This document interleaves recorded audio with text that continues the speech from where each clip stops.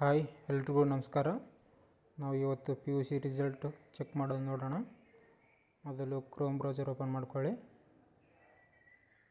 Chrome browser open ಮಾಡಿಕೊಂಡು second PUC result 2026 ಅಂತ type ಮಾಡಿ.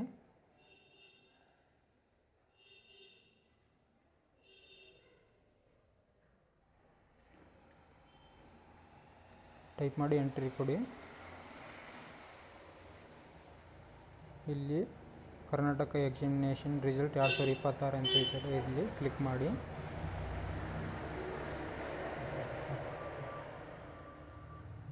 ಅದಾದಮೇಲೆ ಇಲ್ಲಿ 2026 ದ್ವಿತೀಯ PUC ಪರೀಕ್ಷೆ ಅಂತ ಐತಲ್ಲ, ಇಲ್ಲಿ ಕ್ಲಿಕ್ ಮಾಡಿ.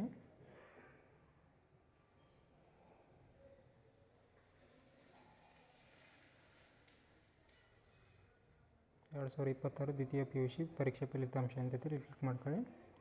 ಅದಾದಮೇಲೆ ಇಲ್ಲಿ ರಿಜಿಸ್ಟ್ರೇಷನ್ ನಂಬರ್ ಹಾಕಿ, ನಿಮ್ಮದು PUC hall ticket registration number ಹಾಕಿ. ಹಾಲ್ ಟಿಕೆಟ್ನಲ್ಲಿ ಆಗಿದೆ ಹಾಗೆ ಹಾಕಿ.